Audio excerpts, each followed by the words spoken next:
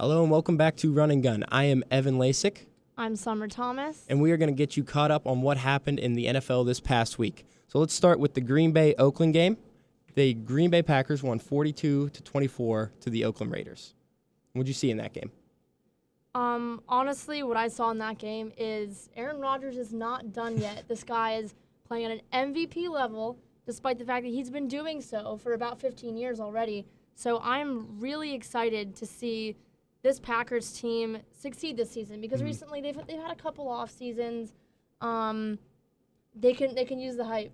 I think it's a great thing for them to be the Oakland Raiders this time of the season. Yeah, the man is definitely not human. He did this without Devontae Adams. He did this with all backup wide receivers who didn't play a lot of snaps beforehand, didn't catch a lot of passes. Jamal Williams and Aaron Jones both showed up huge. Jimmy Graham caught some passes for him. So Aaron Rodgers is making do with what he's got, and it's really coming together for him. Next, we're going to move on to the Tennessee and Chargers game. It was a 23-20 shootout with Melvin Gordon, of course, fumbling on the 1-yard line on what would have been the game-winning drive. Now, since Gordon comes back, Chargers have not won a game. They've been 0-3 since he returned from his holdout, and I think Austin Eckler is still proving that he's the number one back there in Los Angeles currently. I mean, truthfully, I think I have to disagree with you. I've always liked Melvin Gordon's style of playing. Plus, I think that the Chargers really need to get back to their classic receiver-centered offense. I think that's what Phillip Rivers has been the best at in the past. I don't think a running back has really shined that much in now LA, not San Diego, since LaDainian Tomlinson was around, and it's been a while. So I think that the Chargers really need to get themselves together. I didn't expect them to play like this season, not at all. I think everybody expected a lot more. They're going to have to get receivers involved. I like Hunter Henry over there. He stepped in for Antonio Gates, of course, the Hall of Fame tight end. But these receivers, he's got Mike Williams, he's got Keenan Allen. He just needs to throw the ball to them more. But Austin Eckler is currently still the focal point of their offense, and I think they're going to try to get Melvin Gordon more involved, but you never know. It's definitely hurting his draft or his trade stock and his free agency market a little bit just because he hasn't been performing. So let's move on to Baltimore-Seattle. That was a huge game. Seattle has dished its first loss in a long time. Baltimore, of course, won 30-16, and Lamar Jackson just showed off that whole game. I completely agree. I really think that Lamar Jackson showed up. He proved that the Ravens are a legitimately good team because there's been a lot of doubt surrounding his abilities. Considering their schedule has not been very difficult yet, and those difficult teams they have gone against, they've lost. Yeah. So this was a great showing for the Ravens because I got to say, a lot of people thought that the Seahawks stood a much better chance of winning, and Lamar Jackson came out and showed exactly why he got drafted so high. I'm excited to see the Ravens going forward. I think they're going to be on a roll. Yeah, of course, Jackson went 9 of 20 passing. Wasn't the best offensive. It wasn't the best show through the air for him, but again, with another 100-yard performance in rushing, he has more rushing yards than 8 teams in the NFL currently, him by himself. So hopefully he can keep that up, and the Ravens will keep winning for him. It's definitely outperforming his running backs. Truthfully, he's making them look like scrubs out here. Yeah, he's making his whole team look useless without him. Honestly, like he's just so insane. So let's move on. One quick thing that we need to highlight about the Ravens is what they really need is they need Brown back, and they need Mark Andrews to be like 100% healthy. He's been questionable a few games. I've got him on fantasy. I see that Q in the corner. I think that if he gets all of his prime-time receivers healthy, that Lamar Jackson can be really, really, really dangerous, both passing and rushing. Yeah, that could be a very dangerous offense when he gets his number one receiver back. We all know he can air the ball out. He's chucked it 60 yards downfield already this season, and I'd just like to see him more whenever he gets his speed guy back.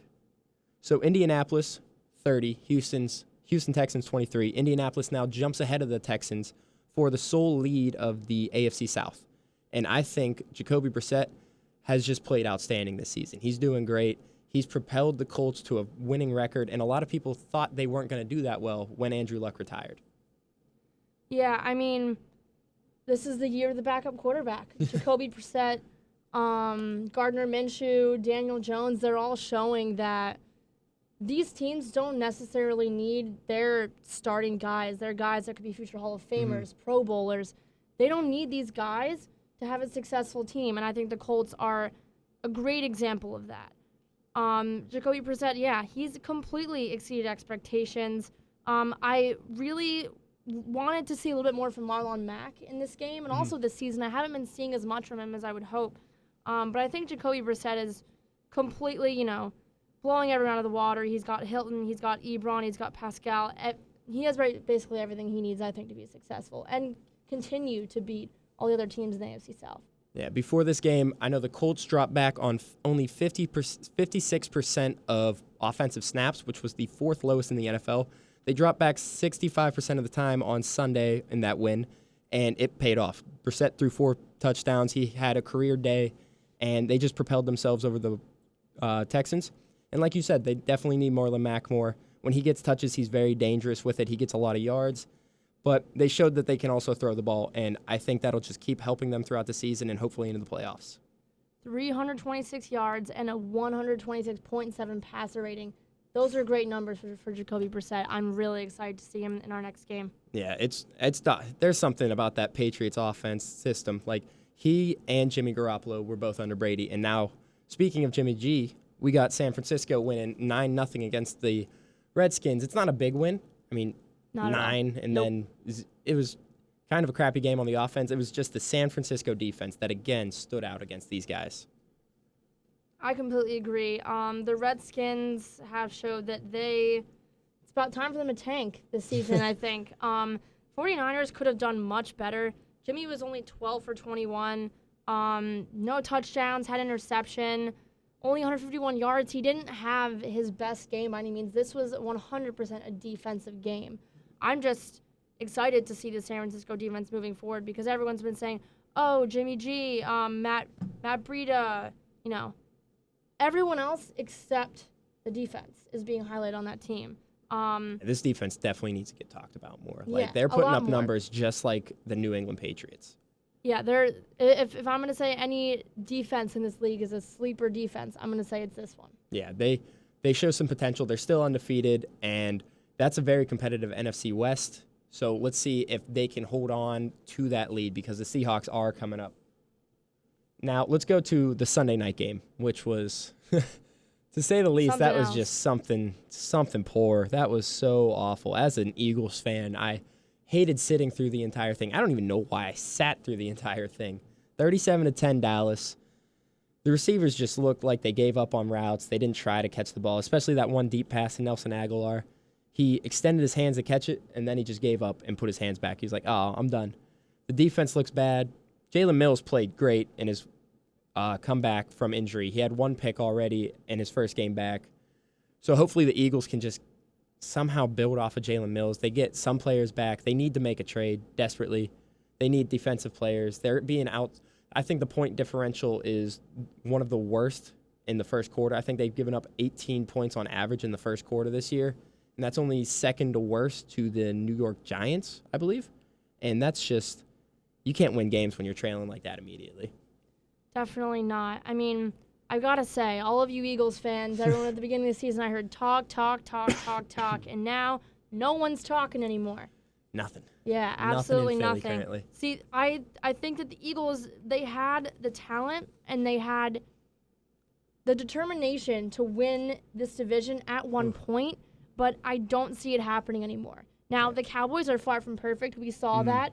3 games this season they've lost to, of course, the Jets. Yeah. One of them being the Jets, I of think course. Dallas was preparing for the Eagles before they even got to the Jets, and that's what just That was stumped their them. mistake. Yeah, you always take it week by week. You never look ahead.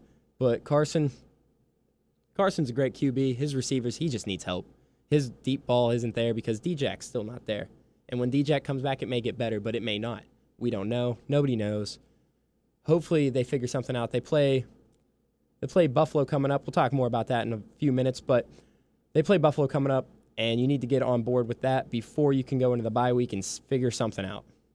Yeah, the Eagles are definitely one of those teams that need to look at a trade for sure because of their injuries. Alshon Jeffrey is not playing up to par. Miles Sanders has been doing well, truthfully. So does Jordan Howard, but it's not they don't have the. There's just something missing. Yeah, there's just something missing. Exactly. On both sides of the ball. I completely agree. Both sides.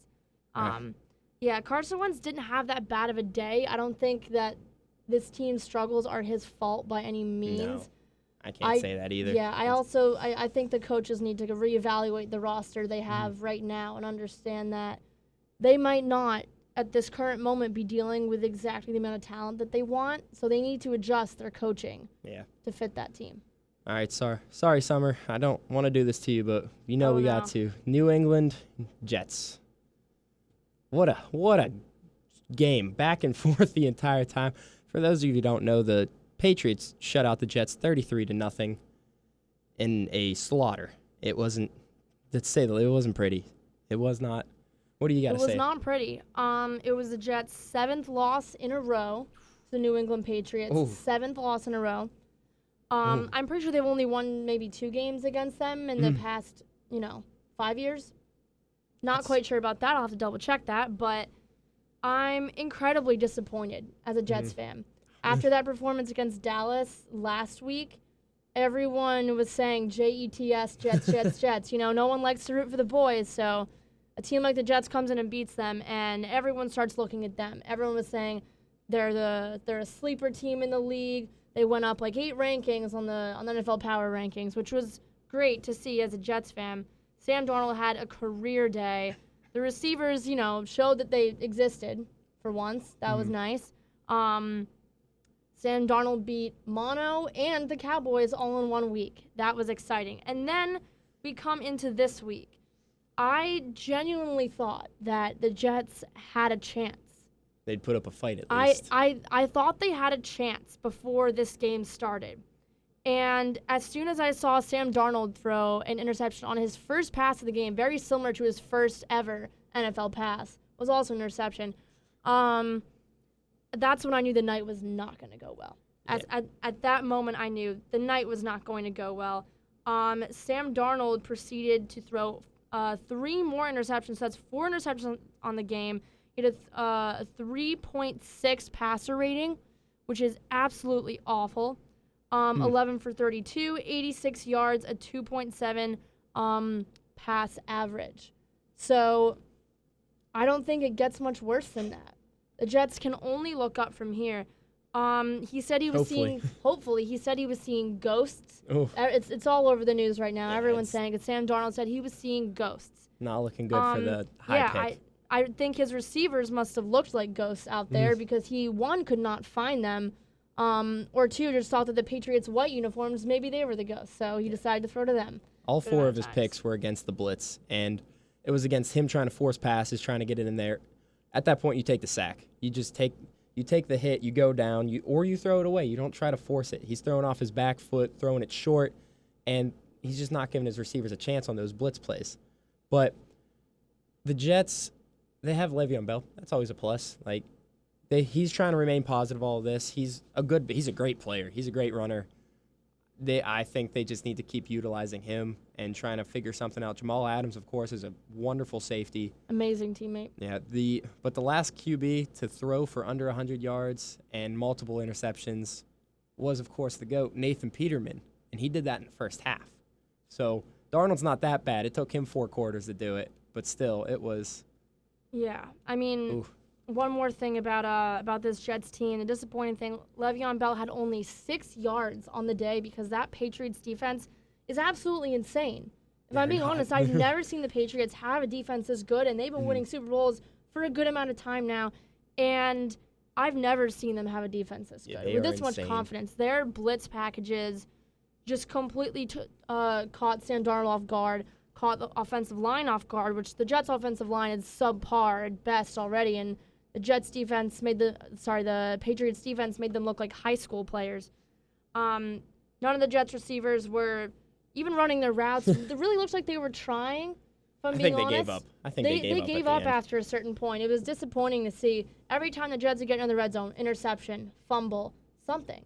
It wasn't pretty. But not pretty at all. You only bounced back. They're on the bye this week, correct? No, Jets already had their bye. Oh, Jets already had their bye? Ooh. All right, they had their no break for time. the rest of the year. So they're going to figure it out along the way, hopefully. So let's move on to some trades that just happened. We're going to talk a little bit about trades that happened the week prior and how they played off so far. So big ones this far is Sanu going to the Pats. Josh Gordon was just placed on the IR for the rest of the year, so they need some receiver help. So Mohamed Sanu, great player, great wide receiver. He's got a huge arm too. So Bill Belichick loves running those tricky plays that just get him, and I think it's just going to really help. He's a wonderful athlete, and I think he's going to really help this New England offense even more than they have. Yeah, New England doesn't need any more help, so if they could maybe hand him off to someone else, it'd be really appreciated. But, yeah, this New England offense is going to be nasty. I really didn't think that their offense would be too flashy this year. I mean, of course, when they signed Antonio Brown, everyone thought so, but that didn't last too long, did it? You got a 42-year-old at QB. You don't think anything spectacular will happen anymore. Yeah, I mean, obviously, they have Julian Edelman and everything, but no one really expects them to be that flashy. I think trading for Sanu really is a huge step up for this offense. I think that they never could really had a number one outside receiver. Plus, N'Keal Harry's coming back, so it's going to be even more vicious. Yeah, the Patriots are 7-0. They could keep climbing. They really could keep climbing. 16-0 is not looking out of reach for them. Definitely not, but another receiver going to another undefeated team. Emmanuel Sanders making his way over to the Bay Area. San Francisco's picking up a good receiver, another veteran, 32 years old, but he's still got it. He has more yards than any receiver on the 49ers currently. So I think Jimmy G's definitely going to get some help there on the outside, and they're just going to keep winning too, I think. Their defense is good. They just need to get something to click in the passing game. I completely agree. I think this Emmanuel Sanders trade was a great idea. Do you have any idea what the Broncos got for him? I believe the Broncos got a 3rd and a 4th round pick in this upcoming draft, which is a small price to pay for the 49ers. They're aiming big. They're aiming high. They're aiming for a winning season, so they'd rather take that lost draft picks and get a veteran like that who's going to help them. Yeah, I think it was a complete steal. Yeah, I think like Sanders said, he just wanted a change of scenery. This is that change of scenery for him, and it's going to be great for him. Absolutely great. Going to a team rolling like that. Yep, going from a team like the Broncos who are below 500 to a team like the 49ers that have a serious chance of making the playoffs. I'm excited for him. I think he deserves it. All right, so we're going to touch quick on the two trades that happened, the two big corner trades that were going to happen last week. So Jalen Ramsey to the Rams, already showing up huge. He played great football. The Rams, of course, beat the Atlanta Falcons, which, woohoo, that's such a big win. The Falcons just are not good. But they won 37-10. Ramsey played great in his first game, and their secondary is going to be vicious. Their whole defense is going to be vicious because of him. Totally agree with you on that one. I am kind of disappointed in seeing how the Rams defense has changed compared to last year. They had a great defense last year, great team, and this year it's all just started going downhill. But I think that this Jalen Ramsey trade will change a lot for this team. I think it will. I think it'll give the defense that spark in the middle of the season to be like, okay, now we have this guy who can go out there, you can do man coverage, you can go out there and do zone coverage, you can do anything. You can play any cover you need him to. One of the best corners in the league. This was a good decision to trade for him, but I think that what they gave up was a little bit irresponsible. Yeah, I don't know, it was 2 first-round picks and a second round, I believe, and that's a very, very hefty package for him. Yes, he's a great player, but what if there's somebody that really sticks out and you can use that first-round pick on? Now you have no future. Yes, he's still, 25, 26 years old, and he's going to be phenomenal for the rest until he's about 30 probably. So it's a win-win for both teams. They got a great corner right now who's going to help them. They're hoping to project themselves back into the playoff contention because this NFC West is insane with the 49ers being undefeated and then the Seahawks being above the Rams, so they're just trying to fight their way back in. Yeah, I don't think that with the Seahawks and the 49ers above them that the Rams at 4-3 really stand much of a chance. It's not even a wild card, in my opinion. unless every other division in the NFC just starts tanking, I don't see how the Rams could even get a wild card spot. So this gives him a chance to have a serious shot at the playoffs, extend his season, and play with, in what my opinion is, a much better defense than what the Rams have this season. All right, so speaking of tanking, let's talk about some tank time there. We got about 6 teams who are just not going anywhere, not looking like they're going anywhere. Maybe 5 teams. I threw the Giants in there because the Giants, they somehow mess everything up. But we'll roll with the Jets first. They're 1-5, and they're off the bye, so they have no time to replan. They got to figure something out, or do you think they should continue to tank or start tanking? I think it's too early to tell. Mm-hmm. They have played 6 games, still got 10 games left. The Jets, I think, have the second easiest schedule in the league for the second half of the season. Yeah, for the second half of the season. I know you said they had the hardest first half schedule, so that's just one of the highly hardest. unfortunate. Yeah, one of the hardest first half schedules. So going into the rest of the season, I don't think it's time for the Jets to tank yet, especially after what we saw out of them in that Cowboys game. It was just a glimpse. Mm-hmm. And the Jets have a habit of showing a glimpse of their talent and then letting it all go to waste because of their work ethic and because of the coaching. Don't even get me started on those Jets coaches. Yeah, I would rather not talk about that. We'll be here for another hour. But I think it's too early to tell. And I think they stand a chance against Jacksonville this week, so I don't think that they should tank yet. A couple more losses, maybe. Maybe. All right.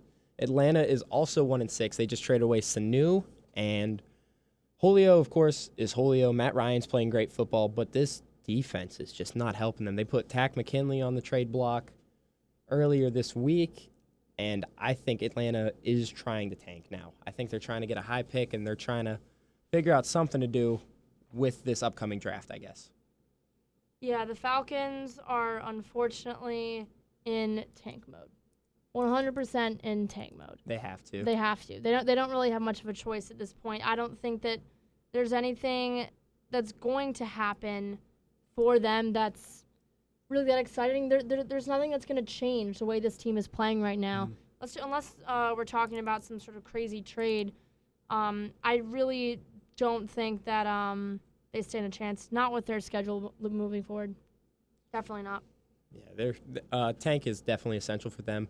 Cincinnati, Miami, we have 2 defeated teams. They have no wins on the season. The only question is which one's worse.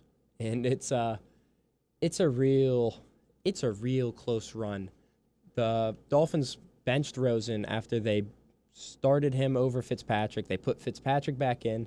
Fitzpatrick somehow puts up 21 against a great Buffalo defense, yet they're still not good. Their run game is non-existent. Their pass game is non-existent. Don't even know how they got 21. Then there's Cincinnati, on the other hand, who's also not good on offense or defense, and it's a race for Tua, I think, but Tua's now hurt, so I don't know how that affects anything for what they're thinking in the future. Yeah, as far as the Bengals go, Bengals have absolutely no hope. I'm calling it here. I think that the Bengals and the Dolphins are in the 0-16 race right now. Who will get the first pick of the draft, the Bengals or the Dolphins? They've already, sorry, I apologize. They will be playing each other, actually. I believe the last game of the season. So they cannot both win the 0-16 race. Oh, that's going to be the most Only one of exciting them game. can win. That will be some game. I think that a lot of very drunk fans will be watching that during their holiday break. I hope they're both 0-15, and they air that game on Sunday or Monday night, because that's got to be prime time. And I hope they tie too. I hope they both go 0-15-1 and see what happens. Yeah, I'd like to see what the pick selection committee would be doing after that, because they would just be sitting there scratching their heads for a little while.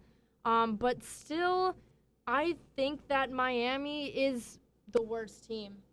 And I just feel bad for Ryan Fitzpatrick. I really do. This man has been everywhere. He's had some good seasons with the Bills and the Jets. This is his 3rd AFC East team to visit.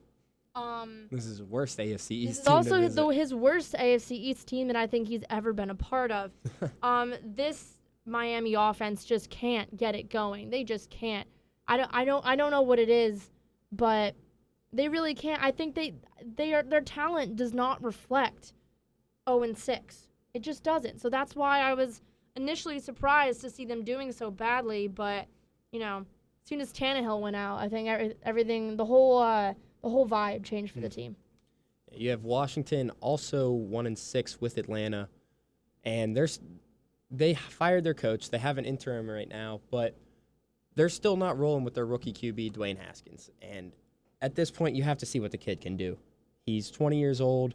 They brought him in for a terrible game against the Giants. They were already losing. They put him in an awful situation and expected a lot out of him. And that's not fair. So if you're going to put him in, you keep him in because he's a rookie. He needs the confidence to keep building off of that. And they took all of his confidence away, I think. Yeah, I agree. The Redskins are really... I was kind of disappointed to see how they were playing this year. I think they had higher expectations, especially I was hoping that Kirk Cousins would be playing better. And this is really starting to remind me. Case Keenum? Kirk Cousins is a Viking. My bad. Sorry, it's been a long day. But this is starting to remind me of the RG3 era from the Redskins back a few years ago. They had no idea what they were doing. No, they had no idea they had no idea what they were doing, and they have no idea what they're doing now. I think that's enough of a testament to the team's current state at 1-6. Yeah. All right, let's highlight some games for this upcoming week. Big game I want to highlight is we're going to go with Philadelphia Eagles versus Buffalo Bills. Eagles coming off, of course, a bad loss. Buffalo's coming off a win against the listless Dolphins. And I think this game is huge for both because Buffalo's 5-1 right now. If New England somehow loses this game or their next game, Buffalo jumps ahead of them. The Eagles also need to win this game to stay alive. So I think it's going to be a hard offensive fought battle. The Eagles are going to need to put some points up. They're going to need to figure something out. And Buffalo's going to need to somehow stop them, which for other defenses have not been a problem yet. I think that both these teams are going to play really, really hard this week. Hopefully. Like you said, they both need this win. They absolutely need this win. After the Eagles just lost to the Cowboys, the Bills have already lost to the Patriots. This is a must-win for both teams. I think they're both kind of on that cusp of being able to get a wild card, and for the Bills, in their case, honestly, even win the division. Like we were saying before, the Patriots, they could go 0-16 for all we know. We don't know. They're an amazing team. They've been unstoppable so far. But, they're human. They can lose. There's a chance that if the Bills play like they have been recently and like they did against the Patriots, they came pretty close there for a little while to beating them. I think the Bills winning this game would really shake up the AFC East, and I'm excited for that. And I think the Eagles have a lot to prove after that loss against Dallas. Let's see if the injuries are going to get the best of them. I don't know. But I'm sure the Bills will be calling on Bills Mafia for this game to come in loud and proud. It's going to be loud. We'll talk about Carolina and San Francisco.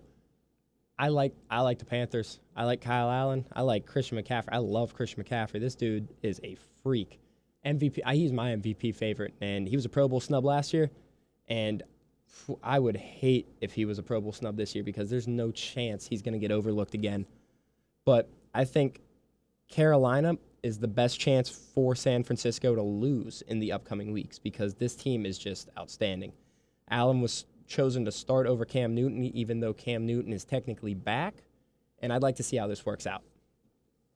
Me too. I'm still not going to go with I'm not going to go with the Panthers. I'm sorry. I think that this San Francisco defense is doing really, really well. I don't think Kyle Allen and Christian McCaffrey have much of a chance at putting up a good fight. Again, the 49ers just got a shutout.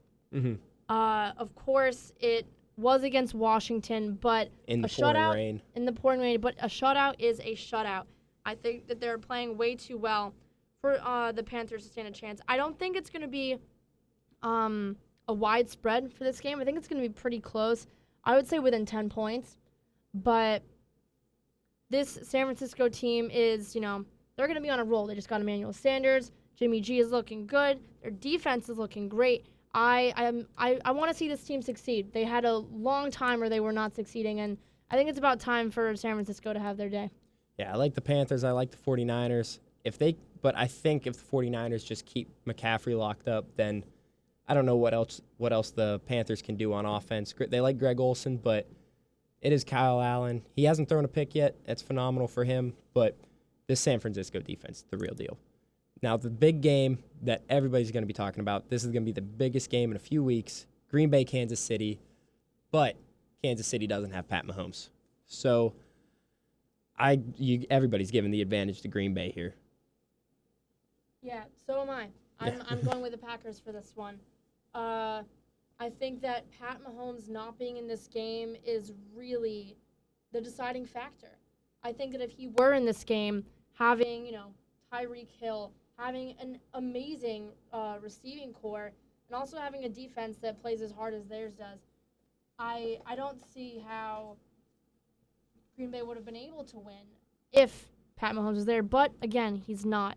Aaron Rodgers just had an amazing game this past week, and I think that because of that, the team is going to have a lot more excitement. They're going to have a lot more drive, and I am excited to see what the Packers are going to do with this game. We'll see if they're the real deal and if Aaron Rodgers can put up a MVP-looking performance against Kansas City defense. Yeah, I would have loved to see this game with Pat Mahomes because we saw the Rams and Chiefs game last year get high scoring, and I would have loved to see that again this year because Pat Mahomes is a freak.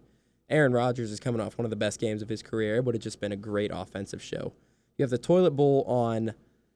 I'm classifying it as the Toilet Bowl. 2 winless teams on Monday night playing. It's Miami versus Pitt. Mason Rudolph's coming back. I don't expect much of this game. It'd be interesting to see Miami win, but I'd rather see Pittsburgh pull off the win and just figure something out. They got to get Juju more involved. James Conner's been killing it, but this past game's been rough without Big Ben. Yeah, correction. Pittsburgh is not winless. Yeah, they're 2-4. They do have a couple wins in their belt, but yeah, the Dolphins are playing like the absolute worst team in the league because they are. So I think that if the Pittsburgh Steelers cannot pull this one off, then I think that's more of a testament to how much they've fallen because of losing Big Ben and from having to play their third string quarterback for a little while. Yeah, if you lose the Dolphins at this point, fire coaches, fire players. You're doing something wrong in that matter. Now we're going to go with the 2-minute warning here. We're just going to talk about our top 5 teams, our power rankings for the last 2 minutes of our show. So mine, I got Indianapolis at number 5. I love Indy. I love Jacoby Brissett. I love the Colts. I think they're going to do great, and I think they're going to continue to play great football. And ever since Andrew Luck retired, I've been high on the Colts. I've thought they were phenomenal from the beginning, and I think they're going to continue to play like that.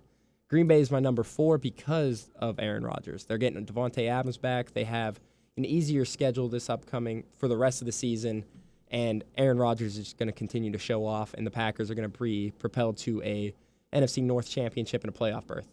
New Orleans is getting Drew Brees back, so they're going to continue to show off, and Teddy Bridgewater was 5-0 as a starter, and he just helped their team so much, but Brees is coming back, so it's officially his team again, and they're going to do great. San Francisco at number 2 because of the defense. They are so good, and they're going to continue to play great. And, of course, you have New England at number 1.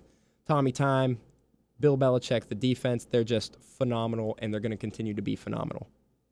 All right, I got to say that my number 5 team is going to be the Baltimore Ravens. I love how Lamar Jackson is playing. I love how this offense is playing. This Ravens team and the fans finally have some sort of fire, and it's amazing to see. I think that their offense is really gaining some speed despite some of their injured receivers. So I'm gonna have to take the Ravens at number 5. Now for number 4, I'm taking the Packers. Again, Aaron Rodgers is doing great. There's really not much else to say about them other than the fact they're 6-1. I don't think their schedule moving forward is gonna be too difficult. So yeah, Packers at number 4. I'm gonna take the 49ers at number 3. I think their defense is good, and they are unbeaten as of right now, but I don't think that a team like the New Orleans Saints is not as good as them. So I'm taking the New Orleans Saints at number 2. And then at number 1, taking, gotta say, the New England Patriots, Of course. Tom Brady. That's all I gotta say. All right, and that is Endgame right there. Thank you for tuning in to Run and Gun. I am Evan Lasek. I'm Sommer Thomas. Tune into Penn State Sports Night, and thank you for listening. Thank you for watching our latest edition of Penn State Sports Night. If you're a fan of our content, please be sure to subscribe to our YouTube channel for more clips. Also follow us on Twitter at PSSNTV and on Instagram at PSU Sports Night to keep up with the action. For all my colleagues, we are Penn State Sports Night.